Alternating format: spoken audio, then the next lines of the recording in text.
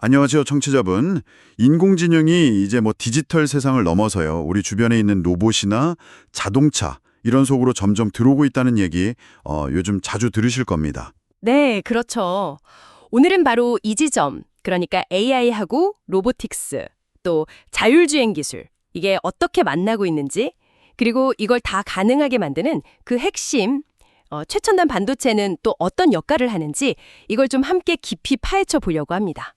최신 업계 자료들을 좀 바탕으로 해서요. 중요한 내용들만 모아봤습니다. 네, 맞습니다. 이제 AI가 그냥 확연 안에만 있는 게 아니라 로봇이나 자율주행차처럼 진짜 물리적인 형태를 가지고 현실 세계랑 막 상호작용하는 그런 시대가 오고 있는 거죠. 이걸 이제 실체 AI, 피지컬 AI라고도 부르는데요. 이게 또 반도체 산업에는 어떤 큰 변화를 가져올지 구체적인 이야기들을 좀 나눠보겠습니다. 네, 그럼 큰 그림부터 좀 볼까요? 그 엔비디아 CEO 젠슨 황이 그랬잖아요. AI 다음에는 로보틱스다. 이게 수조 달러 규모의 가장 큰 성장 기회라고. 네, 바로 그 발언이 상당히 중요합니다. 특히 자율주행차가 그 첫 번째 주요 응용 분야가 될 거라고 봤고요. 그렇죠. 그리고 세계 최대 파운드리, 그 TSMC 있잖아요. 거기도 똑같은 맥락에서 이 실체 AI를 다음 거대 트렌드로 지목했어요. 그러니까 로봇하고 자율주행차가 진짜 현실 세계랑 부딪히면서 새로운 시대를 열 거다. 이런 전망인데요. 구체적인 숫자를 보면 2030년까지 AI 로봇이 한 13억 대 정도, 이게 350억 달러 규모 시장을 만들고 이게 또 2050년이 되면 무려 40억 대로 늘어날 거라고 예측을 하더라고요. 네, 40억 대요. 와, 엄청나네요. 네, 근데 그중에서 또 상당수가 한 6억 5천만 대 정도는 사람처럼 생긴 휴머노이드 로봇일 거라는 전망이에요. 이게 단순히 시장 크기 문제가 아니라 AI가 우리 사는 방식 자체를 바꿀 수도 있다는 걸 보여주는 거죠. 와, 그렇군요. 그런 미래를 만들려면 진짜 강력한 두뇌가 필요하겠네요. 그러니까 반도체 칩 말이죠. 네, 핵심이죠. 대표적인 게 엔비디아의 로봇용 제슨이나 자율주행용 드라이브 플랫폼 같은 거. 아, 그리고 테슬라가 직접 설계한 그 하드웨어 칩셋도 있잖아요. 네, 맞습니다. 특히 그 테슬라 신형 칩 HW4 탑재한 사이버트럭 영상 보니까요. 그 왜 가짜 도로 그림 그려진 벽 앞에서 딱 멈추던데 구형 HW3 모델은 그냥 지나가더라고요. 그 영상이 되게 인상 깊었어요. 네, 그 영상 보셨군요. 그게 진짜 성능 차이를 극명하게 보여주는 사례죠. 기존 HW3는 14나노 공정이었는데 이 HW4는 5나노 공정을 썼거든요. 아, 14나노에서 5나노로? 네, 그러니까 집적도나 연산 능력 이런 게 비교가 안 되게 좋아진 거죠. 그 초당 연산 횟수, TLPS라고 하잖아요. 그걸로 보면 HW3가 대략 한 144조 번 정도 연산하는데 HW4는 추정치가 300조에서 많게는 한 500조 번까지 가능할 걸로 보고 있어요. 와, 3배 이상이네요. 네, CPU, GPU에다가 AI 연산만 전문으로 하는 NPU까지 다 하나로 합친 그런 시스템 온 칩, SoC 형태고요. 근데 여기서 끝이 아닙니다. 테슬라는 벌써 다음 칩, AI5, 그러니까 HW5를 준비 중인데 이건 목표치가 무려 2000에서 2500 TOPS급이에요. 그리고 엔비디아도 로봇용 칩 제슨 토르에서 300 TOPS를 목표로 하고 있고요. 2000 톱스 이상이요? 와, 지금 최고 수준 칩보다도 한 4배, 5배는 더 높은 성능인데요. 이게 그냥 계산만 빨라지는 건가요? 아니면 뭐가 질적으로 다른 도약이 있는 건가요? 아, 그거 아주 좋은 질문입니다. 이게 단순히 그냥 계산 속도만 빨라지는 문제가 아니고요.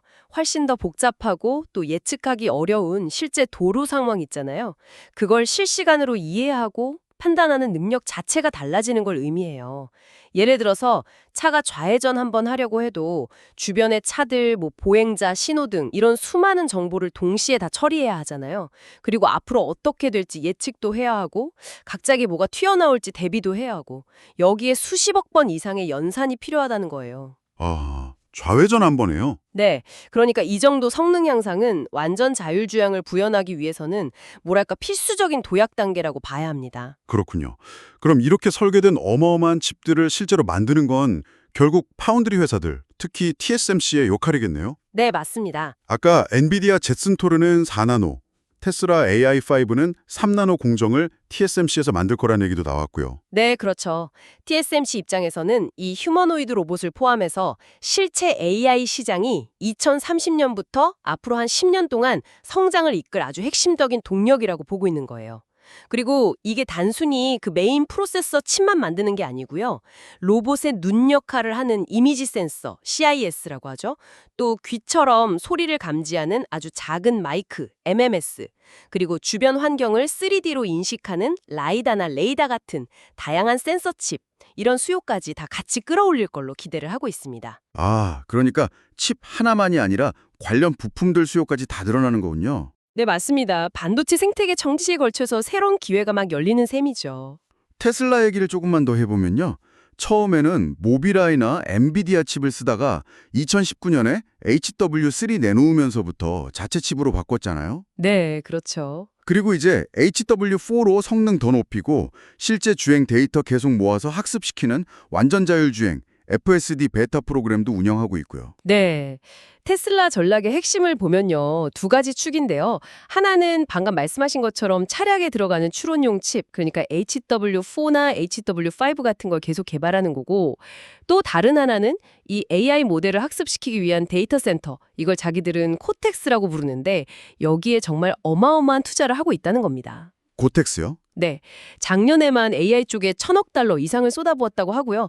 그 엔비디아의 H100 GPU 있잖아요. 이걸 처음엔 5만 개 확보했다가 앞으로는 35만 개까지 늘릴 계획이라고 해요. 35만 개요? 와, 상상하기 어려운 규모인데요. 그렇죠. 이게 뭘 의미하냐면 그냥 기술 개발하는 수준을 넘어서 진짜 운전자가 아예 필요 없는 로봇택시를 상용화하겠다.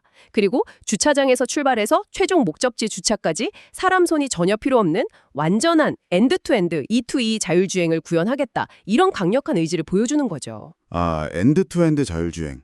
그게 궁극적인 목표겠군요. 네, 물론 뭐 구글의 웨이모나 중국의 바이두 같은 다른 경쟁사들도 이 E2E 기술 개발에 지금 사활을 걸고 있습니다. 경쟁이 아주 치열해요.